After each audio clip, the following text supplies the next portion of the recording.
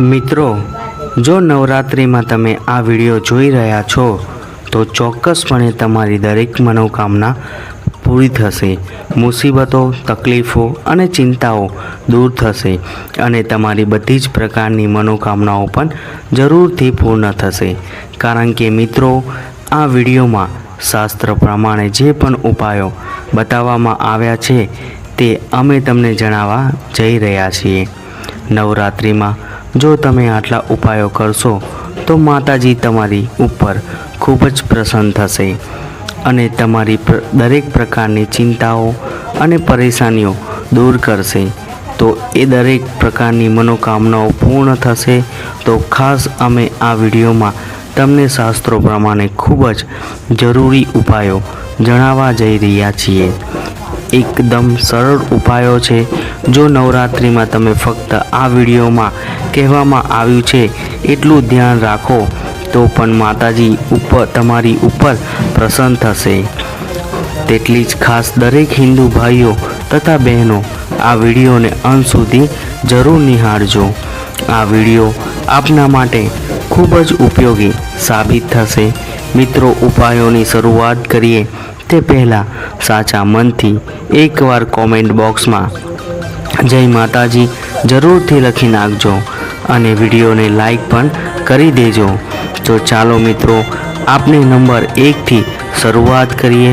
Number 1, ઘરની અંદર રાખવામાં આવેલા મંદિર નવરાત્રિ પહેલાં એકદમ સ્વસ્થ કરો અને મંદિરનો શણગાર કરો. તેનાથી માતાજી તમારા ઉપર પ્રસન્ન થશે અને તમારા ઘરે માતાજી બિરાજમાન પણ થશે. તમને ધારો તો મંદિર ઉપર અવનવી લાઇટો પણ લગાવી શકો છો. તેનાથી માતાજી તમારા પરિવાર પર ઉપર ખૂબ જ પ્રસન્ન થશે અને તમને સારા આશીર્વાદ પણ આપશે. નંબર 2, ઘરના મંદિરની અંદર કોઈ પણ પ્રકારની તૂટેલી ફૂટી ગયેલી મૂર્તિઓ ના રાખવી.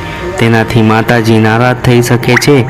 તેથી મંદિરમાં રહેલી કોઈ પણ એક તસવીર કે જે તૂટી ગયેલી હોય અથવા તો કોઈ પણ એવી મૂર્તિ જે ખંડિત થઈ ગયેલી હોય તો તેને તુરંત જ દૂર કરી દેવી જોઈએ. નંબર 3, મિત્રો, નવરાત્રિમાં તમારા ઘરના મુખ્ય દરવાજા પર આસોપાલવના તોરણ જરૂર લગાવો. મુખ્ય દરવાજા પર આસોપાલવનું તોરણ લગાવવાથી તમારા ઘર ઉપર પોઝિટિવ ઉર્જા જળવાઈ રહે છે તેમજ કોઈ પણ પ્રકારની નેગેટિવ ઉર્જા ઘરની અંદર પ્રવેશ કરી શકતી નથી. જેથી ઘરનું મુખ્ય દ્વાર પર આસોપાલવનું તોરણ જરૂરથી લગાવવું જોઈએ. નંબર 4, મિત્રો, જો ઈશાન ખૂણામાં ચોકી ઉપર માતાજીની મૂર્તિ સ્થાપિત કરવામાં આવે અને સાથે અખંડ દીવો પણ કરવામાં આવે તો તેનાથી માતાજી ખૂબ જ પ્રસન્ન થાય છે અને તેની કૃપા તમારા સમગ્ર પરિવાર ઉપર બની રહે છે.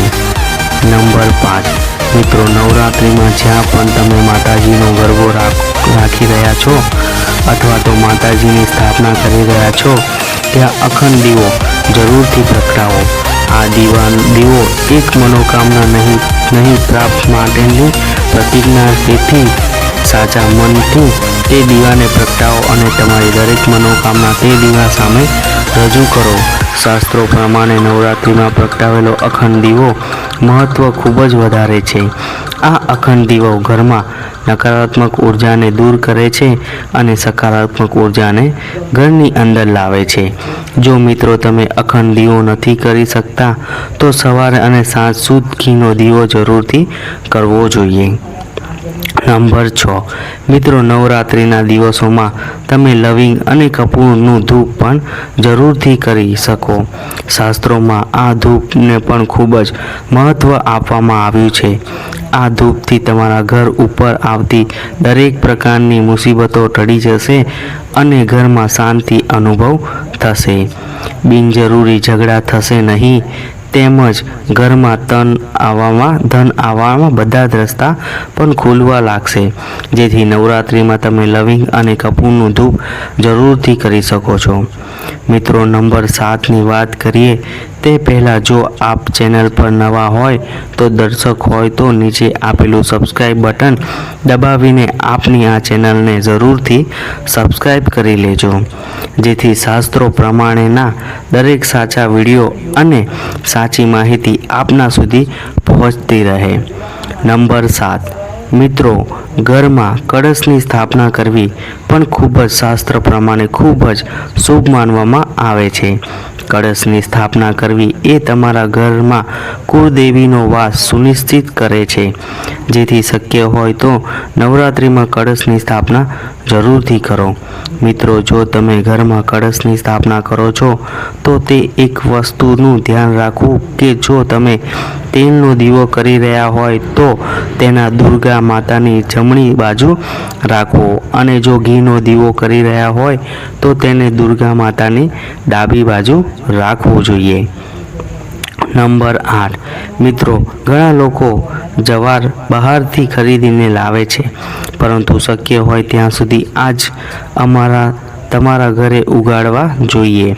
મિત્રો નવરાત્રિમાં જુવાર ઉગાડવાનું ખૂબ જ ખાસ મહત્ત્વ રહેલું છે, જે આ જવાર ઘરમાં સુખ, શાંતિ, સમૃદ્ધિ, આગમન લાવે છે. આ કાર્ય નવરાત્રિ પહેલા દિવસથી જ શરૂ કરી દેવું જોઈએ. જો મિત્રો તમે બહારથી જવાર લાવીને આવ્યા છો તો તે પણ કોઈ ચિંતા નથી, પણ ઘરે ઉગાડેલી જવાર બહારથી લાવેલા જવાર કરતાં વધારે ફાયદાકારક હોય છે. આ જવાર આપના ઘરમાં કુળદેવીના પણ આશીર્વાદ લાવે છે, જેથી શાસ્ત્રોમાં જવાર ઉગાડવાનું ખૂબ જ મહત્ત્વ રહેલું છે. નંબર 9, મિત્રો નવરાત્રિમાં ચોક્કસપણે ગરીબી લોકોને દાન કરી શકાય છે. નવરાત્રિમાં ગરીબ લોકોને દાન કરવું ખૂબ જ મહત્ત્વ છે. નવરાત્રિમાં જો તમે દાન કરી રહ્યા છો તો પીળા અથવા તો સફેદ વસ્ત્રનું દાન કરવું તેને ખૂબ જ શુભ માનવામાં આવે છે. તેની સાથે જ મિત્રો આપ કોઈ ગરીબ બ્રાહ્મણ અથવા તો કોઈ ગરીબ લોકોને અનુકૂળતા મુજબ આપ દાન કરી શકો છો.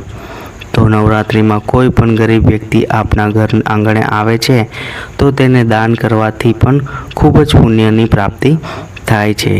તેમજ માતાજીને સદકાર્યથી તમારા ઉપર પ્રસન્ન પણ થાય છે.